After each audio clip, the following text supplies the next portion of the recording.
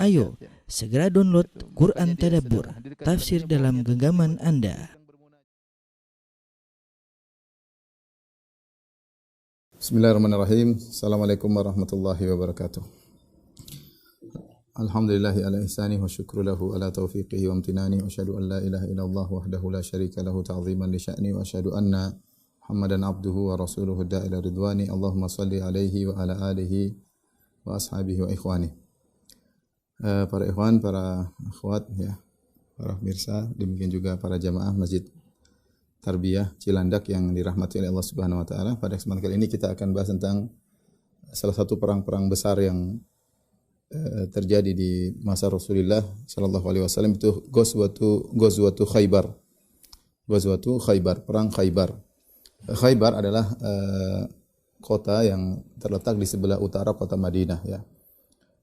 Kalau seorang pergi ke arah utara, kalau di Madinah arah utara itu menuju ke Mujamma' Malik Fahad, yaitu tempat percetakan Quran, itu arah ke utara. Kebalikan dari arah kiblat, ya. Kalau kita pergi ke arah tempat percetakan Quran, kita terus ke sana, lama-lama akan sampai ke Khaybar.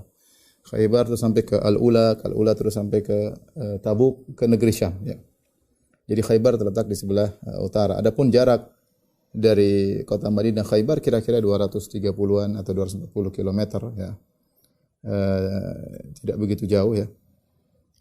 Adapun sebab terjadinya perang Khaybar, ya, karena Khaybar adalah markasnya orang-orang Yahudi.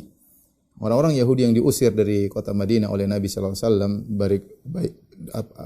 apakah Bani Qainuqa yang diusir dari kota Madinah karena berkhianat. Ketika mereka diusir, mereka pergi ke Khaybar.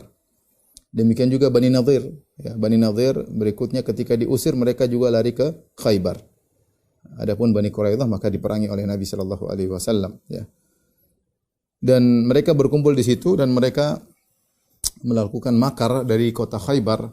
Oleh karenanya ketika Huyai bin Akhtab, ayahnya Sofiyah radhiyallahu ta'ala anhumul mu'minin, dia dari Bani Nadhir, ketika diusir dari kota Madinah maka dia berangkat menuju ke Khaybar dan dia tinggal di sana. Kemudian dia mengatur makar dari sana. Dialah orang-orang Yahudi dari Khaybar yang datang ke kota Mekah kemudian memprovokasi orang-orang Quraisy dan memprovokasi juga kabilah-kabilah Arab yang berada di timur kota Madinah, kabilah Ghatafan dan yang lainnya, untuk menyerang kota Madinah sehingga terjadilah perang Ahzab. Sehingga terjadilah Ghazwatul Ahzab yang datang sekitar 10.000 pasukan kaum musyrikin untuk menghancurkan kota Madinah. Siapa kepala perencanaan semuanya adalah orang-orang Yahudi di Khaybar, orang-orang Yahudi di Khaybar. Oleh karenanya markas mereka ini harus diselesaikan, harus dihentikan. Ya, karena kalau tidak dihentikan mereka akan terus melakukan rencana-rencana buruk dan mereka orang Yahudi orang yang licik. Ya, adalah mereka orang yang licik dan mereka tidak mengenal halal haram kalau antara mereka dengan selain mereka. Oleh karenanya ketika terjadi perjanjian Hudaybiyah, kesempatan orang-orang Quraisy lagi berjanji melakukan perjanjian damai dengan kaum muslimin, sehingga di antara manfaat dari perjanjian Hudaybiyah, maka kaum muslimin istirahat dari musuh besar mereka orang-orang Quraisy, sehingga kaum muslimin bisa fokus untuk menyerang musuh mereka berikutnya, yaitu orang-orang Yahudi Khaybar. Karena kalau Nabi berperang dengan Khaybar, orang Quraisy tidak akan membantu karena mereka ada perjanjian damai dengan kaum muslimin. Dan mereka akan meninggalkan orang-orang Yahudi sendirian dalam berperang melawan kaum muslimin. Maka kesempatan besar bagi Nabi sallallahu alaihi wasallam untuk segera berangkat menuju Khaybar dengan pasukan para sahabat untuk menyerang kota Khaybar, ya. Disebutkan bahwasanya peristiwa perang Khaybar terjadi setelah Rasulullah SAW pulang dari Ghazwah Dziqarat, sebagaimana kita jelaskan pada pertemuan lalu, ketika jagoannya adalah Salamah bin Al-Aqwa, ya. Ketika pulang dari sana setelah 3 hari, ya, Rasulullah SAW berangkat lagi, ya. Kalau kita lihat sejarah Nabi SAW itu tidak berhenti. Rasulullah SAW dari satu perang menuju perang berikutnya, di kegiatan satu kegiatan berikutnya, baru pulang 3 hari berangkat lagi menuju Khaybar, yaitu di bulan Muharram tahun ke-7 Hijriyah. Bulan Muharram tahun ke-7 Hijriyah, ya.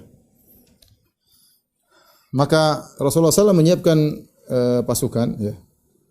Dan Allah telah menjanjikan bahwasanya Rasulullah SAW akan menaklukkan Khaybar sebagaimana pendapat para ulama ketika Allah menurunkan surat Al-Fatah, ya, kemudian Allah mengatakan wa'adakumullahu maghanima katsiratan ta'khudunaha. Allah menjanjikan bagi kalian ghanimah yang banyak yang kalian akan mengambilnya, yaitu di Khaybar. Jadi Allah sudah menjanjikan kaum muslimin akan mengalahkan Yahudi di Khaybar. Maka Rasulullah menyuruh para sahabat untuk bersiap-siap pergi menuju Khaybar, dan kali ini Rasulullah SAW tidak melakukan tauriyah. Dua perang yang Rasulullah SAW tidak melakukan tauriyah, yaitu Rasulullah SAW terang-terangan, yaitu perang Khaybar dengan perang Tabuk, ya. Perang Khaybar dengan perang Tabuk, ya. Adapun perang Khaybar karena Allah telah menjanjikan bahwasanya kaum muslimin akan menaklukkan kota Khaybar. Jadi Rasulullah SAW tidak perlu sembunyi-sembunyi, terang-terangan kita akan pergi perang melawan Yahudi di Khaybar. Adapun perang Tabuk Rasulullah SAW terang-terangan tidak melakukan tauriyah, tidak melakukan taktik, ya, tapi terang-terangan menuju Tabuk karena untuk perang ke Tabuk butuh persiapan yang matang karena jaraknya 1000-an kilo, ya, atau sekitar 750-an kilo, belum lagi musuhnya adalah orang-orang Romawi yang sangat hebat, makanya Rasulullah SAW perlu menyampaikan secara serius. Adapun perang-perang yang lain, Rasulullah SAW terkadang hanya memberi isyarat-isyarat, terkadang Rasulullah pergi ke utara kemudian belok ke selatan dalam rangka untuk melakukan trik-trik peperangan. Untuk perang Khaybar dan perang Tabuk maka Rasulullah SAW terang-terangan bahwasanya mereka kaum muslimin akan berperang melawan Yahudi di Khaybar, ya, dan juga kaum Romawi di Tabuk nanti, ya. Ketika Rasulullah SAW bersiap dengan para sahabat, ya, maka datanglah sebagian orang-orang yang tidak ikut serta dalam perjanjian Hudaybiyah, dan mereka ingin ikut serta bersama Nabi SAW pergi ke Khaybar karena mereka tahu kaum muslimin akan menang sebagaimana janji Allah Subhanahu wa taala. Namun Rasulullah SAW menolak keberangkatan mereka bersama Nabi SAW. Kata Allah, "Sayaqulul mukhallafuna idza talaqtum ila maghanima lita'khudhuha dharuna nattabi'kum." Maka berkatalah orang-orang yang tidak ikut perang, tidak ikut berangkat dalam perjanjian Hudaybiyah, ketika kalian akan pergi menuju ghanimah yang kalian ambil itu ke Khaybar, mereka berkata, "Dharuna nattabi'kum." Ya Rasulullah, biarkan kami mengikuti kalian. Ya. Yuriduna ayubaddilu kalam Allah, qul lan tattabi'una. Katakanlah wahai Muhammad, kalian tidak akan ikut kami, tidak perlu, ya. Tidak perlu. Maka Rasulullah SAW tolak mereka sehingga Rasulullah SAW berangkat dengan para sahabat yang pergi di perjanjian Hudaybiyah sekitar 1.500 sahabat saja untuk berangkat menuju melawan Yahudi Khaybar. Ketika Rasulullah SAW hendak berangkat, maka Rasulullah SAW meminta Abu Talha Al-Ansari untuk mencarikan pemuda atau anak remaja untuk menjadi pembantu Nabi SAW selama keberangkatan di Khaybar. Ya, Rasulullah perlukan ada pembantunya, mungkin mengambil apa, mengambil anu, maka Abu Talha Al-Ansari akhirnya menjadikan Anas radhiyallahu anhu untuk membantu Rasulullah SAW dalam perangnya selama perang ke Khaybar. Kata Anas bin Malik radhiyallahu anhu, "Ana Nabi sallallahu alaihi wasallam qala li Abi Talha." Nabi sallallahu alaihi wasallam berkata kepada Abu Talha, "Iltamis li gulaman min ghilmanikum yakhdimuni hatta akhruja ila Khaybar." Carikanlah bagiku, yaitu anak remaja dari anak-anak yang ada pada kalian untuk membantuku sampai aku pergi ke Khaybar. Maka Abu Talha pun datang kemudian menggoncengku di belakang. Ketika itu ana gulamun rohaqtul hulum, dan aku adalah seorang remaja yang hampir dewasa tapi belum dewasa. Fakuntu akhdumu Rasulullah sallallahu alaihi wasallam idza nazala, maka aku membantu Nabi sallallahu alaihi wasallam kalau Rasulullah sallallahu alaihi wasallam mampir suatu tempat, maka semua keperluan Nabi dibantu oleh Anas bin Malik radhiyallahu anhu. Fakuntu asma'uhu katsiran yaqul, selama aku membantu Nabi sallallahu alaihi wasallam, aku sering mendengar Rasulullah sallallahu alaihi wasallam berdoa, Allahumma inni a'udzubika minal hammi wal hazan. Ini sering dibaca oleh Nabi sallallahu alaihi wasallam. Ya Allah, aku berlindung kepada Engkau minal hammi wal hazan, dari kegelisahan dan kesedihan, wal ajzi wal kasal, dari ketidakmampuan dan kemalasan, wal bukhli wal jubni, dari sikap pelit dan juga dari sikap pengecut, wa dhala'id daini wa ghalabatir rijal, dari utang yang melilit seseorang dan juga dari dikuasai oleh orang-orang, ya. Jadi Rasulullah sering baca doa itu, ya. Dan kita harap kalau Rasulullah sering baca, maka kita lebih utama untuk sering membaca doa tersebut. Allahumma inna a'udzubika minal hammi wal hazan wal ajzi wal kasli wal bukhli wal jubni wa dhala'id daini wa ghalabatir rijal. Rasulullah SAW minta perlindungan dari 8 perkara. Allahumma na'udzubika minal hammi, kegelisahan, wal huzni, dari kesedihan, wal ajzi, dari ketidakmampuan, wal kasli, kemalasan, kemudian wal bukhli, dari pelit, wal jubni, dari pengecut, wa dhala'id daini wa ghalabatir rijal, dari utang yang melilit, dan juga dari dikuasai oleh orang lain. Tsumma qadimna Khaybar, kemudian sampai kami tiba di Khaybar. Sebagaimana kita tahu Abu Talha adalah ayah tirinya Anas bin Malik. Anas bin Malik bapaknya meninggal dalam kondisi kafir, kemudian ibunya Ummu Sulaim akhirnya menikah dengan Abu Talha Al-Ansari, ya. Makanya ketika Nabi suruh Abu Talha cari anak remaja yang bisa membantu Nabi, dia bawa anak tirinya yaitu Anas bin Malik radhiyallahu taala anhu. Ketika Nabi SAW pergi ke Khaybar, maka yang ditugaskan untuk mengurusi kota Madinah sebagai pengganti Nabi adalah Siba bin Ghurfutah Al-Ghifari, ya, radhiyallahu anhu. Ketika Rasulullah SAW berjalan dengan para sahabat, ya, menuju ke Khaybar, ya, Rasulullah melewati beberapa lokasi, ya. Kemudian Rasulullah SAW berhenti sholat di beberapa tempat, ya. Dan Rasulullah SAW naik di atas himarnya, himarnya, ya. Al-Imam Al-Bukhari, Imam Muslim meriwayatkan dari Salam bin Al-Aqwa radhiyallahu anhu, beliau berkata, "Kharajna ma'an Nabi sallallahu alaihi wasallam ila Khaybar fasirna lailan." Kami keluar bersama Nabi sallallahu alaihi wasallam dalam perang Khaybar, kami berjalan di malam hari. Faqala rajulun minal qaum li ammi, ya. Maka ada seseorang, ya, berkata kepada pamanku Amir bin Al-Aqwa. Jadi Amir bin Al-Aqwa ini adalah pamannya Salamah. Ada seorang berkata kepada pamanku, "Ya Amir, ala tusmi'una min hunayyatika? Bisakah kau dengarkan kepada kami sebagian syair-syairmu?" Ya. Wa kana Amirun rajulan syairan. Fanazala yahdu bi ashabir Rasul, dan dia adalah seorang yang ahli syair. Maka dia pun melantunkan al-huda, huda yaitu syair untuk membuat semangat onta-onta, semangat dalam bersafar, ya. Dan ini diperbolehkan dengan kesepakatan para ulama. Syair-syair dilantunkan ketika dalam perjalanan, ya, sehingga mereka semangat untuk berjalan menaiki tunggangan-tunggangan mereka. Dan di antara rombongan tersebut wa fihimun Nabi sallallahu alaihi wasallam, di situ ada Nabi sallallahu alaihi wasallam. Maka mulailah Amir ibn Al-Aqwa radhiyallahu anhu melantunkan syair, didengar oleh para sahabat dan mereka senang kalau dia melantunkan syair. Dia berkata, "Allahumma laula anta mahtadaina." Ya Allah, kalau bukan karena engkau kami tidak akan dapat hidayah. Wala tasaddaqna wala sallaina. Kami tidak akan bersedekah dan kami tidak akan salat. Faghfir fida'an laka mattaqaina. Ampunilah kami ya Allah, ya, selama kami bertakwa. Wa tsabbitil aqdama in laqaina. Kokohkanlah kaki-kaki kami ketika kami bertemu dengan musuh. Wa alqiyan sakinatan alaina. Dan berikanlah ketenangan kepada kami. Inna idza siha bina abaina. Sungguhnya kalau terdengar suara-suara teriakan untuk berperang, kami enggan untuk kabur. Kami akan menyambut seruan tersebut, ya. Ketika dia membacakan syair-syair ini, Rasulullah SAW bertanya, ya, kepada para sahabat, "Man hadzal sa'iq?" atau "Man hadzal hadi?" Siapa yang sedang menantunkan syair ini? Maka para sahabat bertanya, "Amir ibn Al-Aqwa, ya Rasulullah." Amir ibn Al-Aqwa. Maka Rasulullah SAW berkata, "Yarhamuhullah." Semoga Allah merahmatinya. Subhanallah. Kalau Rasulullah biasa doa begitu, "Yarhamuhullah", biasanya orang ini akan mati syahid. Para sahabat tahu ini kebiasaan Nabi. Kalau Nabi sudah bilang yarhamuhullah kepada seorang sebelum peperangan, ini orang akan meninggal, akan mati syahid. Ya. Maka seorang ada yang berkata, "Wajabat ya Rasulullah laula amta'tana bihi." Ya Rasulullah, dia akan meninggal dunia, ya. Seandainya engkau maksudnya seandainya dia masih hidup lebih lama agar kami bisa berjalan bersama dia. Mereka para sahabat bahagia bisa jalan sama Amir bin Al-Aqwa. Karena di tengah perjalanan dihibur dengan syair-syair, lantunan-lantunan yang mengingatkan kepada iman, yang buat mereka semangat untuk berjalan menuju peperangan, ya.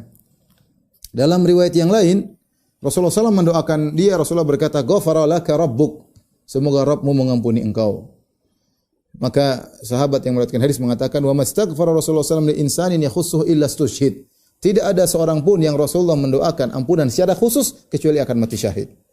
Ya. Fanada Umar bin Khattab wa huwa ala jamalin lahu. Maka Umar pun berkata, dan Umar sedang naik di atas onta. Umar berkata, ya Rasulullah, la matta'tana bi Amir. Ya Rasulullah, seandainya dia masih hidup bisa lebih lama untuk menemani kami dalam perjalanan. Artinya para sahabat tahu ini bakalan meninggal sebentar lagi. Sebentar lagi akan meninggal. Dan benar, Amir termasuk orang yang pertama meninggal dalam perang Khaybar, Amir bin Al-Aqwa. Setelah berjalan menempuh sekitar 240 km, ya, akhirnya para sahabat sudah mendekat di kota Khaybar. Dan mereka tiba di Khaybar di malam hari. Mereka belum masuk kota Khaybar, masih sudah mendekat. Dan mereka akhirnya bermalam. Dan Rasulullah SAW disebutkan kalau tiba di malam hari, Rasulullah SAW tidak akan menyerang tiba-tiba di malam hari. Sampai pagi hari. Kalau pagi hari baru Rasulullah SAW kemudian menyerang dengan tiba-tiba. Orang-orang Yahudi Khaybar tidak tahu, ya, karena prosesnya cepat. Rasulullah SAW sudah pulang dari perang Ziqarat, kemudian pulang 3 hari langsung berangkat ke Khaybar. Kalaupun ada mata-mata tidak sempat menduga Rasulullah SAW begitu cepat gerakannya, berpindah dari satu kota ke kota yang lain, dari Ziqarat kemudian pindah ke Madinah, kemudian 3 hari sudah berangkat ke Khaybar. Jadi orang-orang Yahudi Khaybar tidak tahu mereka sedang didatangi oleh kaum muslimin.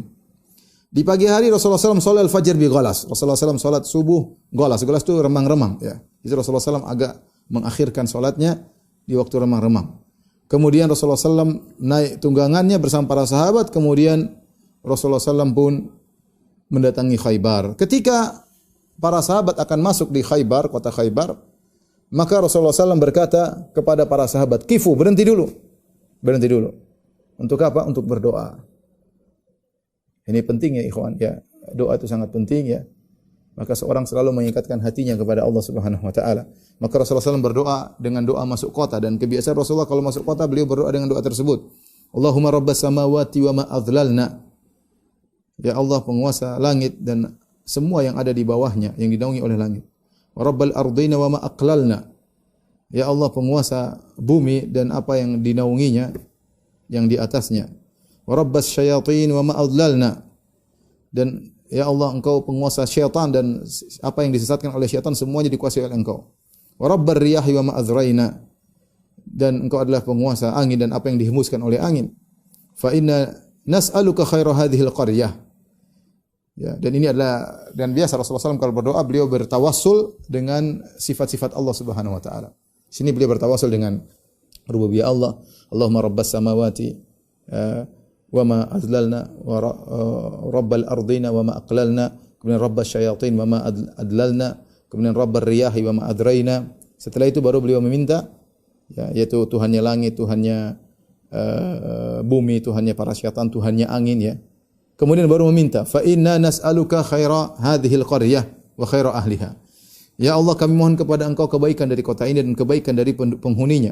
Wa khaira ma fiha, dan kebaikan yang ada dalam kota ini. Wa na'udzubika min syarriha, dan kami berlindung dari keburukan kota ini. Wa syarri ahliha, dan keburukan penghuni kota ini.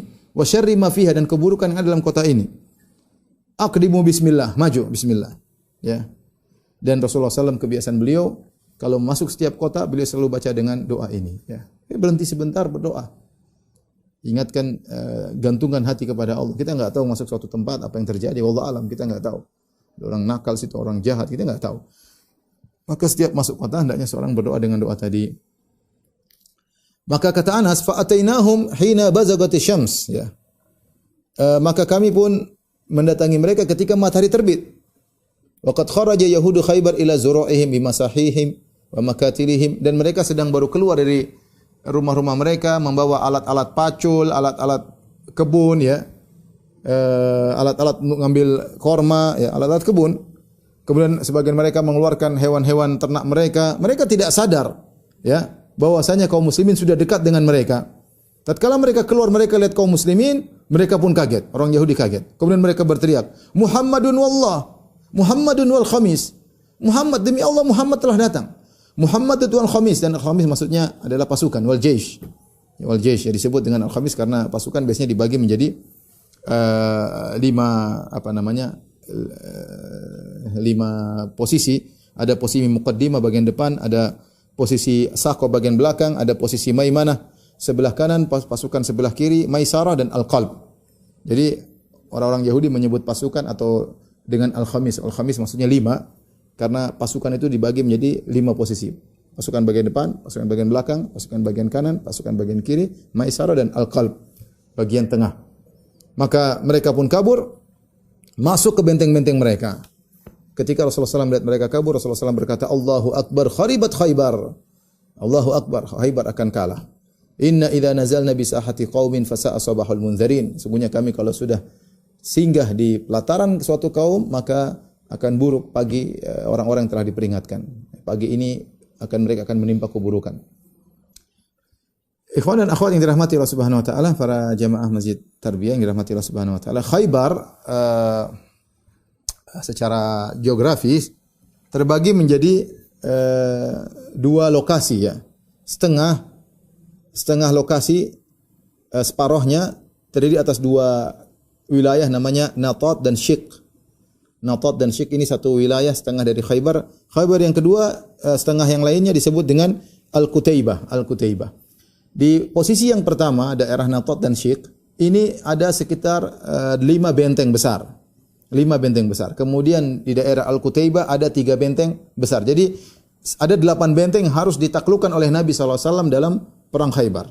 Ya. Tetapi Rasulullah SAW mulai dari daerah Natat, kemudian Syik, baru kemudian ke arah Al-Qutaibah. Begitu metode peperangan Nabi SAW dari satu benteng ke benteng berikutnya. Jadi Yahudi punya 8 benteng dan menunjukkan memang Khaybar adalah markas mereka. Saya qadarullah waktu ke Khaybar juga sempat lewat benteng Yahudi ya. Cuma masih ada bentengnya, kemudian saya mau masuk dengan seorang kawan. Rupanya dilarang, kita nggak tahu karena kemudian kita lewat pengen masuk aja, ternyata dilarang. Akhirnya kita pergi ya, sebelum datang polisi menegur. Taib. Ikhwan dan akhwat yang dirahmati Allah Subhanahu wa taala, jadi di daerah Natat dan Syik ada beberapa benteng terkenal. Benteng pertama namanya Benteng Naim, benteng kedua namanya Benteng Sa'ad bin Mu'adz, benteng ketiga namanya Qal'atuz Zubair, benteng keempat namanya Benteng Ubay, benteng keenam namanya benteng kelima namanya Benteng An-Nazar. Ya. Adapun 3 yang pertama yaitu Benteng Naim, Benteng Sa'ad bin Mu'adz dan Benteng Qal'atuz Zubair berada di daerah Natat. Kemudian benteng yang Ubay dan Nazar berada di Syik ya. Jadi Natat, Syik, Natat ada 3 benteng, Syik ada daerah Syik ada 2 benteng. Adapun yang daerah kedua ya, setengahnya lagi Khaybar yaitu Qutaibah. Al-Qutaibah ada 3 benteng yaitu Benteng Al-Qamus, kemudian Benteng Al-Watih dan Benteng As-Sulalim. Mulailah peperangan terjadi, maka pertama yang didatangi oleh pasukan kaum muslimin adalah Benteng Naim, Hisn Naim. Maka keluarlah pimpinan dari orang-orang Yahudi di situ menantang duel. Ini kebiasaan dahulu mereka sebelum perang duel dulu ya. Maka keluarlah seorang Yahudi yang bernama Marhab. Dialah rajanya orang Yahudi di situ. Maka kharaja maliku Marhabun yakhturu bi sayfihi. Maka dia pun keluar sambil dia goyang-goyangan pedangnya, nantang ya. Sambil dengan sombongnya dia berkata, "Qad alimat Khaybaru anni Marhabu." Sungguhnya kota Khaybar telah tahu siapa ini. Saya adalah Marhab. Syakis silahi batalun mujarrabu. Aku adalah orang yang jagoan dalam menggunakan pedang. Batalun mujarrabu. Aku adalah jagoan yang telah terbukti. Idzil hurubu aqbalat talahabu. Kalau perang sudah datang, maka perang akan menyala-nyala dengan kehadiranku ya. Maka yang menyambut tantangan tersebut adalah Amir ibn al-Aqwa. Omnya atau pamannya Salamah yang tadi kita sebutkan Rasulullah mendoakan bagi dia ghafara laka rabbuk, yang para sahabat ngerti bahwasanya kalau Nabi sudah mendoakan dengan doa khusus semoga Allah mengampunimu, biasanya orang ini mati syahid. Dan benar dia yang pertama kali mati syahid, termasuk orang pertama mati syahid dalam perang Khaybar. Maka Amir pun maju dan dia pun berkata, menjawab lantunan syair yang disebutkan oleh Marhab. Dia mengatakan qad alimat Khaybaru anni amiru syakis silahi batalun mughamiru.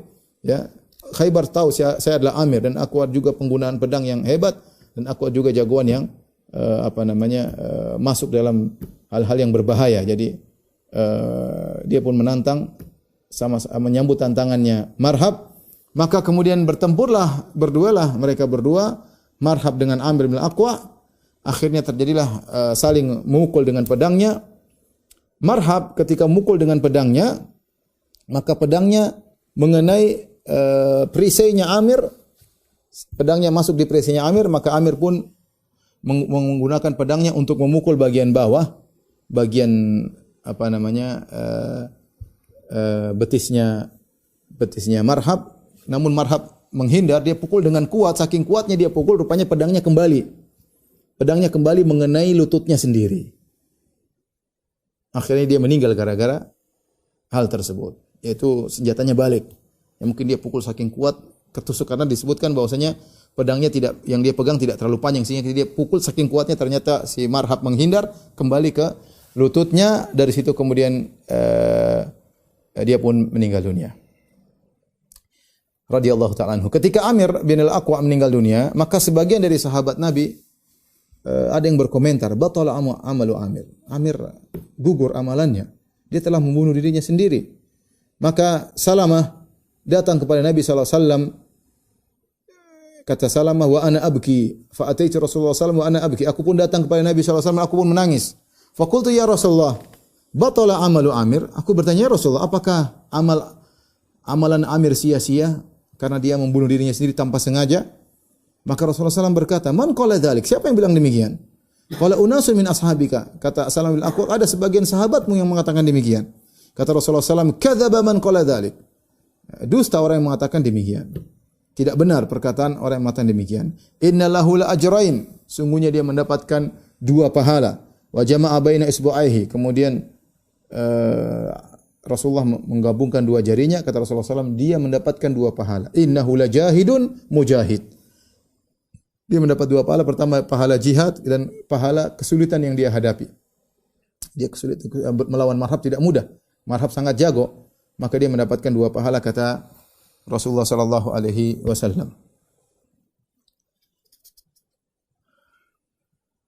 Dan para sahabat ketika berperang di benteng Naim ini, Husain Naim, ya, mereka menghadapi perlawanan yang sangat dahsyat, berat, ya. Ya, dan ini benteng yang pertama. Kemudian ada juga sahabat yang lain meninggal, ya. Dibunuh juga oleh Marhab. Marhab juga membunuh sahabat yang kedua, namanya Mahmud ibnu Maslamah. Ya, ketika dia berusaha masuk dalam benteng, maka Marhab melemparkan roha. Roha itu alat untuk batu yang terbuat untuk menggiling gandum, maka dilemparkan mengenai Mahmud bin Maslam, akhirnya meninggal juga radhiyallahu taala anhu, ya. Kemudian orang-orang Yahudi masuk dalam benteng mereka dan sulit untuk melawan mereka karena mereka menyerang dari benteng, ya. Maka Rasulullah SAW memberikan bendera kepada Abu Bakar As-Siddiq untuk berperang. Maka Abu Bakar As-Siddiq memimpin peperangan, kemudian berperang dengan pertarungan yang luar biasa, tetapi ketika selesai mungkin sore hari atau menjelang maghrib, ya, ternyata tidak berhasil menaklukkan benteng Naim. Hari berikutnya Rasulullah SAW memberikan bendera peperangan kepada Umar bin Khattab radhiyallahu anhu. Siapa tahu ada perubahan hari kedua. Maka Umar berperang dengan peperangan yang hebat, ya, namun di akhir peperangan tidak berhasil untuk menaklukkan benteng tersebut. Sampai 9 hari Rasulullah SAW berusaha menaklukkan benteng tersebut. Para sahabat tidak mampu karena orang Yahudi masuk dalam benteng mereka dan mereka menyerang dari luar, dan mereka ada Marhab sang jagoan, ya. 9 hari mereka berusaha dan tidak mampu. Akhirnya pada malam ke-10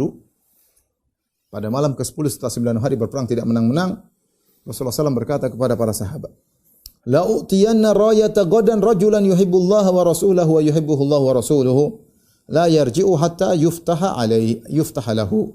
Kata Nabi SAW, besok saya akan berikan bendera peperangan kepada seorang lelaki yang dia mencintai Allah dan Rasulnya, dan Allah juga mencintainya, Rasulullah SAW juga mencintainya, dan dia tidak akan balik dari peperangan kecuali dia menang. Dia pasti menang.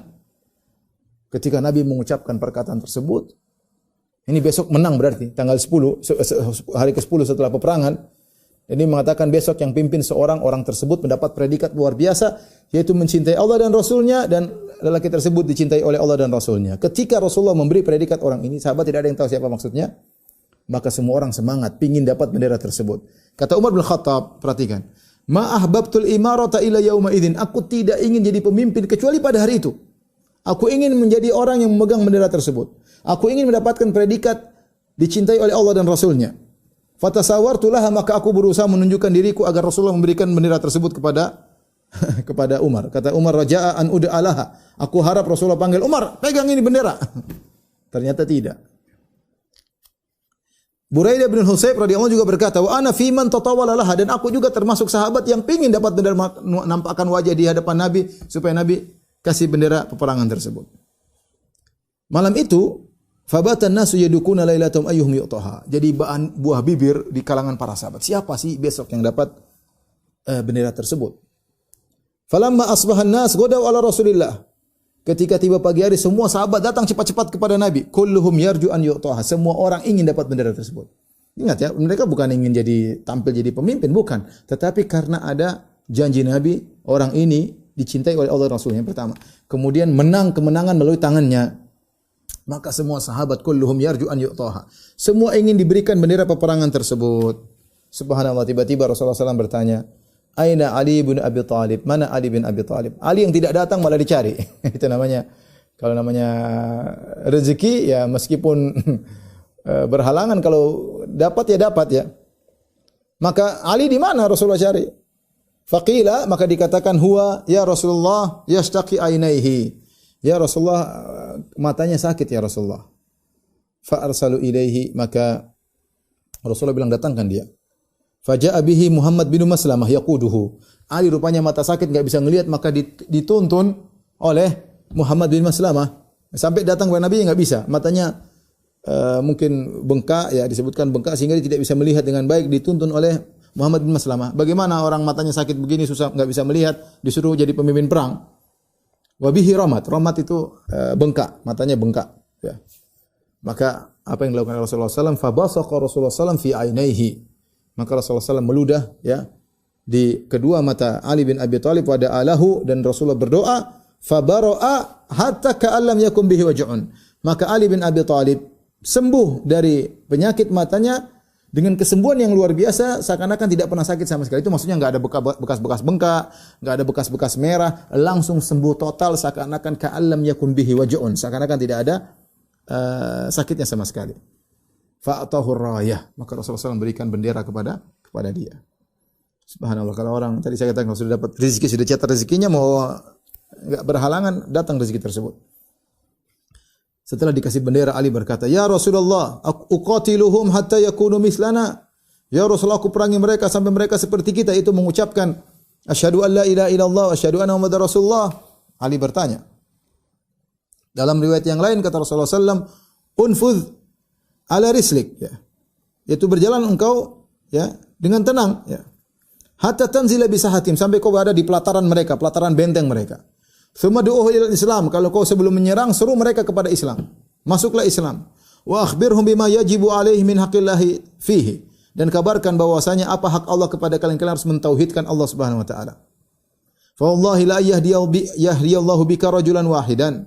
Demi Allah, seandainya Allah beri petunjuk kepada engkau, beri petunjuk kepada salah seorang dari mereka dengan sebab engkau, khairun laka min ayyakuna laka humrun na'am, maka itu lebih baik bagi engkau daripada kau memiliki unta merah. Unta merah adalah harta yang paling mewah saat itu ya, yaitu Rasulullah SAW mengatakan ada orang dapat hidayah itu luar biasa pahalamu.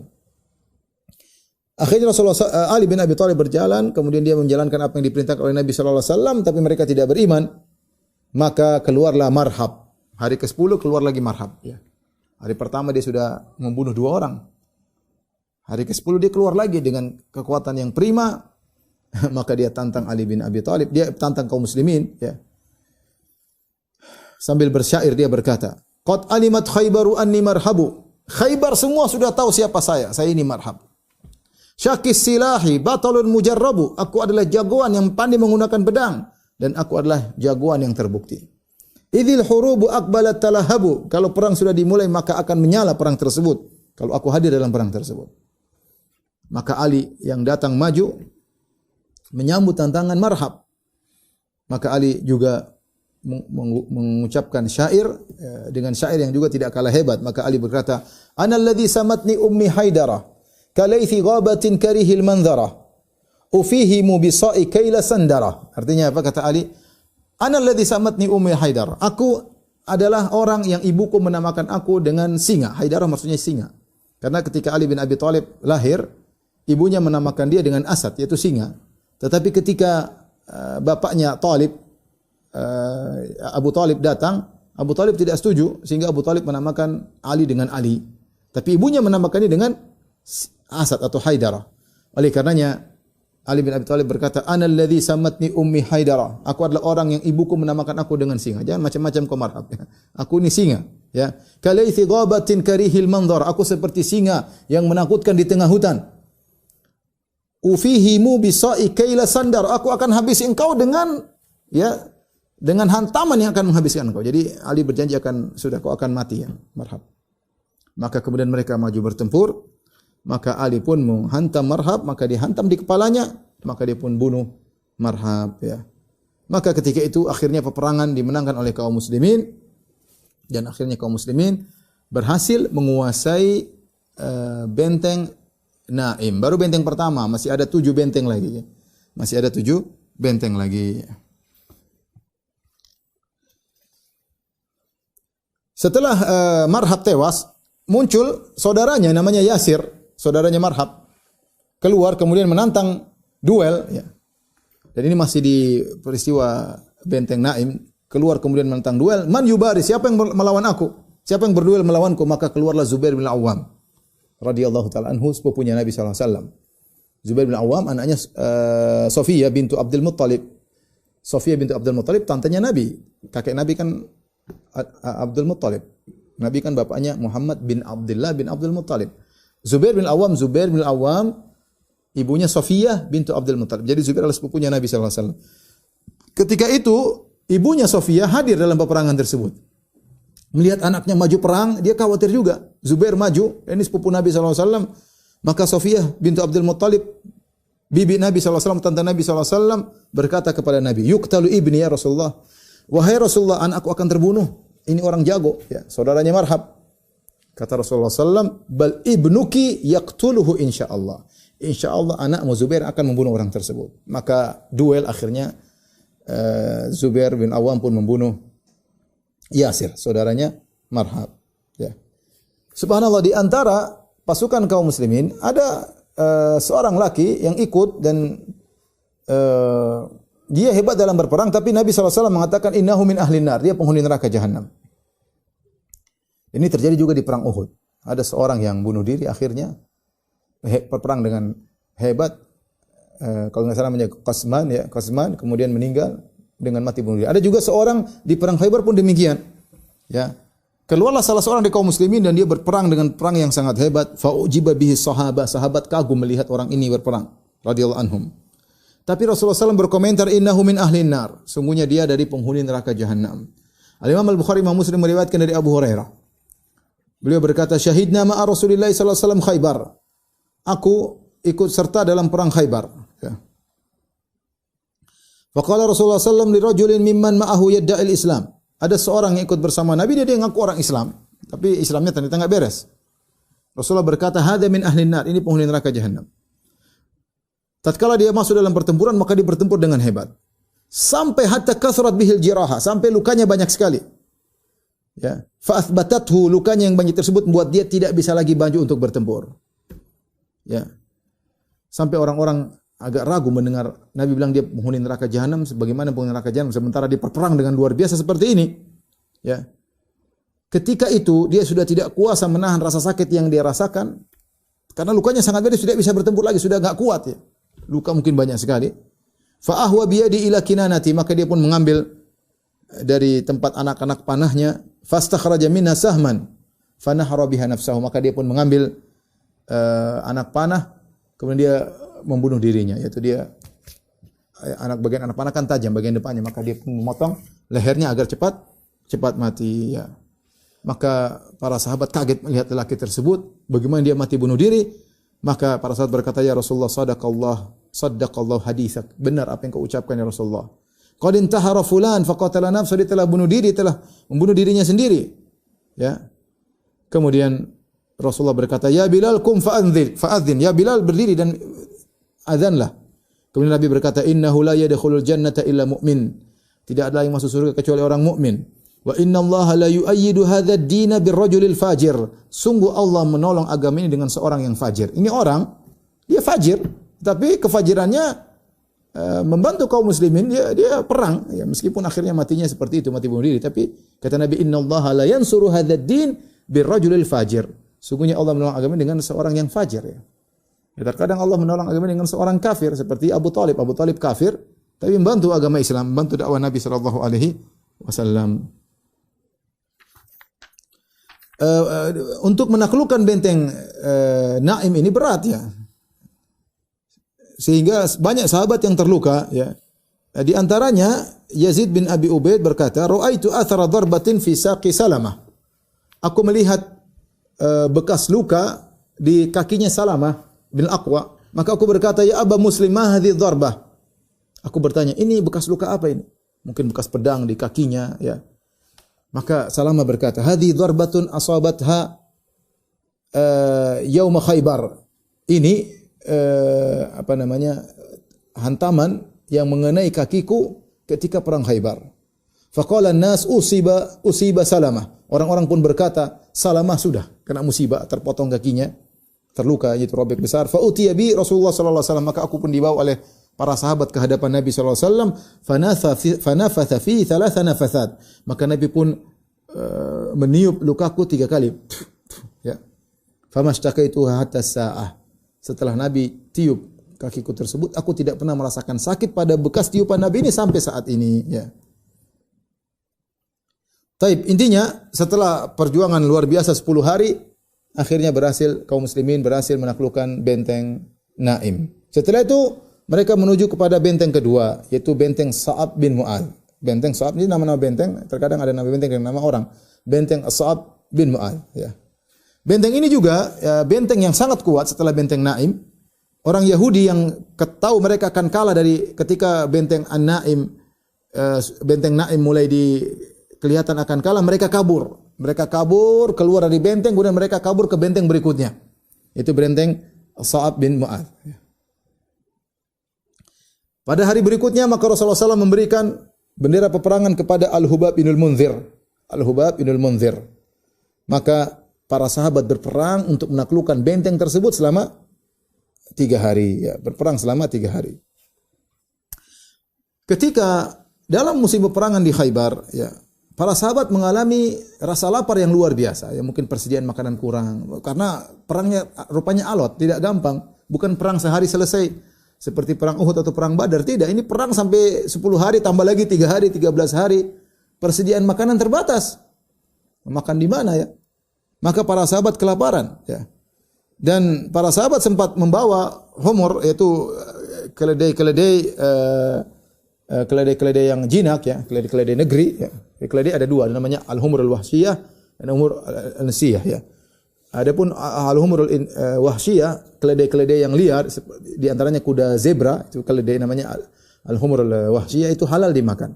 Tapi keledai dongki yang sering dinaikin itu haram. Namun sebelumnya halal. Kapan diharamkan? Ketika dalam perang Khaybar. Mereka membawa himar-himar tersebut, dongki-dongki tersebut, keledai tersebut. Mereka sembelih, saking laparnya mereka sembelih. Kemudian mereka nyalakan api. Kemudian mereka pasang kudur, yaitu panci. Kemudian dagingnya dimasakkan, ya. Ketika sudah masak dan mereka dalam kondisi sangat lapar, tiba-tiba Nabi diperintahkan oleh Allah untuk mengumumkan bahwasanya haram makan daging keledai negeri. Kemudian Rasulullah SAW menyuruh untuk memberi pengumuman kepada seluruh sahabat yang sudah menunggu siap makan, lagi kelaparan siap makan, tiba-tiba disuruh tumpahkan. Kata Rasulullah SAW, tumpahkan semua kidir-kidir, tumpahkan seluruh panci-panci tersebut. Ya. Maka ketika hari itu harrama alaihim aidan luhumal bighal. Rasulullah SAW mengharamkan sejak hari itu. Ada aturan baru yang datang. Tidak boleh makan daging keledai negeri. Tidak boleh makan daging hewan begal. Ya. Kemudian tidak boleh makan setiap burung yang memiliki kuku yang tajam. Ya. Dan beberapa hal yang diharamkan oleh Nabi SAW. Ya. Abdullah bin Abi Aufa berkata, "Asabatna maja'atun yauma Khaybar." Ketika perang Khaybar kami mengalami rasa lapar yang amat sangat. Fanaharnaha, kami pun menyembelih himar-himar kami. Wa nahnu ma'a Rasulillah, dan kami bersama Rasulullah sallallahu alaihi wasallam. Wa qad asabna lil qaumi humuran kharijatan minal Madinah. Ketika kami sedang keluar dari Madinah menuju Khaybar, ada beberapa himar kami dapati, kami bawa. Fanaharnaha, kami sembelih. Fa inna qudurun la tagri, kemudian kami masak. Ketika itu kompor sudah mendidih, artinya siap dimakan. Idz nada munadir Rasul, tiba-tiba ada seorang tukang memberi pengumuman, utusan Rasulullah SAW dengan berteriak, anikfa'ul qudura wa la tat'amu min luhumil humuri syai'an. Tumpahkan semua panci-panci dan tidak boleh sedikit pun kalian makan dari daging keledai. Subhanallah. Padahal apa kata para sahabat? Amarana Nabi sallallahu alaihi wasallam fi ghusli Khaibar an nulqil humur al-ahliyah ni'atan, ya. Itu Rasulullah sallallahu wa nadijatan. Rasulullah sallallahu menyuruh agar kita menumpahkan semua daging himar yang sudah masak maupun belum masak semua dibuang. Ya, dan Rasulullah tidak pernah menyuruh kami untuk makan kembali. Tapi ingin saya sampaikan, namanya Allah ingin menguji ya. Seandainya diharamkan sejak awal, ya lebih mudah. Tetapi ternyata Allah haramkan ketika sudah masak. Ini ujian berat.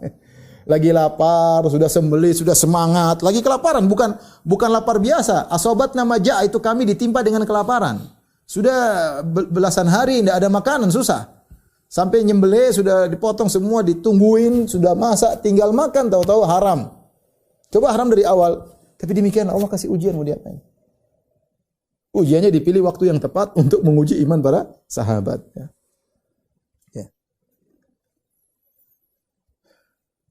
Akhirnya dibuanglah semua daging-daging himar tersebut. Ya. Dalam sebagian riwayat disebutkan juga di perang Khaibar Rasulullah SAW mengharamkan mut'atin nisa, mengharamkan nikah mut'ah. Tapi ini dikritiki oleh banyak ulama, dikritiki oleh Ibnu Hajar, dikritiki oleh Ibnu Katsir, dikritiki oleh gurunya Al-Mizzi, karena riwayat tentang Rasulullah pernah mengizinkan nikah mut'ah itu bukan di Khaibar tapi di Fatu Makkah. Sempat Rasulullah SAW izinkan, kemudian Rasulullah haramkan. Rasulullah haramkan dan tidak pernah kembali lagi penghalalannya. Ya.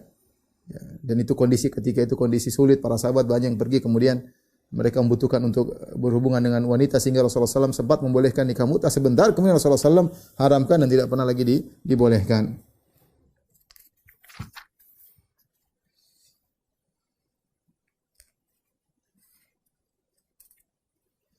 Taib, di antara hal yang menunjukkan mereka kelaparan, apa yang diceritakan oleh Abdullah bin Mughaffal Al-Muzani, ya. Kata Abdullah bin Mughaffal Al-Muzani, "Kunna muhasirin qasra Khaibar." Kami bersama Nabi sedang mengepung satu benteng di Khaibar. Farama insanun bi jirabin fihi syaham. Tiba-tiba ada seorang melemparkan satu kantong isinya daging atau makanan. Lempar, semua kelaparan. Fanazautu li akhudha, maka aku pun loncat ingin ambil. Faltafattu fa idzan Nabi sallallahu alaihi wasallam, tiba-tiba di situ ada Nabi sallallahu alaihi wasallam, ternyata dia lempar buat Nabi sallallahu alaihi wasallam. Fastahyaitu minhu, aku malu. Saking laparnya aku mau ambil duluan. Tahu-tahu orang itu lempar buat Nabi sallallahu alaihi wasallam. Fa idza Rasulullah sallallahu alaihi wasallam mubtasiman, Rasulullah SAW tertawa melihatku, ya. Kemudian Rasulullah SAW berdoa, Allahumma innaka qad arafta halahum. Rasulullah berdoa, ya Allah, sungguhnya kau tahu bagaimana kondisi para sahabatku. Wa an laysat bihim quwwah, mereka tidak punya kekuatan, kelaparan, bagaimana mau perang kelaparan. Wa an laysa bi yadi syai'un u'tihim iya, dan aku tidak miliki apa-apa ya Allah untuk aku berikan kepada mereka. Fafta alaihim a'dhama husuniha anhum ghinaan wa aktsaraha ta'aman wa wadakan. Kemudian Nabi SAW berkata, ya Allah, menangkanlah mereka agar mereka menguasai benteng yang ada di situ, benteng yang paling kaya, yang paling banyak persediaan makanannya, yang paling banyak makannya, paling banyak dagingnya. Maka akhirnya para sahabat setelah 3 hari berhasil menaklukkan benteng Sa'ab bin Mu'adz, dan benteng tersebutlah benteng yang paling banyak persediaan makanannya. Rupanya ada hikmahnya, Allah menjadikan mereka lapar, sudah masak disuruh buang. Ternyata setelah itu mereka dapat kenikmatan luar biasa, mendapatkan benteng yang makanannya paling banyak. Dan sebagaimana perkataan Ibnu Qayyim rahimahullah taala, namanya makanan itu enak kalau seorang lapar. Kalau enggak lapar, udah kenyang, makanan selezat apapun rasanya enggak enak, ya. Namanya minum itu sangat lezat kalau orang kehausan, kalau enggak haus minum enggak lezat, ya. Namanya tidur itu enak kalau benar-benar letih. Justru disitulah kenikmatan tidur. Kalau orang tidak letih, tidur kurang enak. Makanya Allah alam mereka diuji oleh Allah dengan kelaparan yang luar biasa, ya. Sampai sebagian mereka datang kepada Nabi sallallahu alaihi wasallam mengeluh tentang apa yang mereka rasakan, sampai Rasulullah SAW berdoa. Rasulullah juga mengatakan, innallaha sayatikum birizqin huwa ahallu min dha wa atyabu min dha. Sungguhnya Allah akan mendatangkan kalian rezeki yang lebih baik daripada ini. Dan ternyata benar, setelah itu mereka menaklukkan benteng As-Sa'ab ibn Mu'adz, ya. Setelah orang Yahudi dikalahkan di benteng Sa'ad bin Mu'adz, mereka kabur ke benteng berikutnya. Benteng ketiga yaitu Qal'atu Zubair. Qal'atu Zubair, dan ini benteng yang sangat kokoh, letaknya di puncak sebuah bukit atau sebuah gunung, ya. Maka kaum muslimin pun mengepung benteng tersebut selama 3 hari. Namun mereka tetap bertahan kuat, ya. Kemudian ternyata ada seorang dari Yahudi, lelaki, dia datang, namanya Ghazzal, ya. Dia berkata, "Ya Abul Qasim." Dia datang kepada Nabi, dia berkata, "Ya Abul Qasim." Abul Qasim maksudnya Rasulullah sallallahu alaihi wasallam. Rasulullah SAW kunyahnya Abul Qasim. "Ya Abul Qasim, tu'amminuni ala an adullaka ala ma tastarihu min ahli Natat wa takhruju ila ahli Syiq." Wahai Abul Qasim, kau percaya kepadaku, aku akan tunjukkan kepada engkau suatu trik yang membuat kau akan selesai dari ahlu Natat. Natat saya katakan tadi, Natat ada 3 benteng tadi, ya. Hisn Naim sudah Rasulullah kalahkan. Kemudian Sa'ab bin Mu'adz juga sudah dikalahkan. Ini benteng ketiga di kota di bagian Natat, yaitu Qal'at Zubair. Setelah itu baru pergi ke ahli Syiq. Ahli Syiq tadi ada 2 benteng yang lain.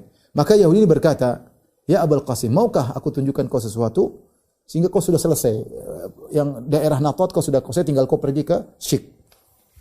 Maka Rasulullah SAW mengamankan orang ini, ya, orang ini jangan diganggu, diamankan dirinya, hartanya dijaga.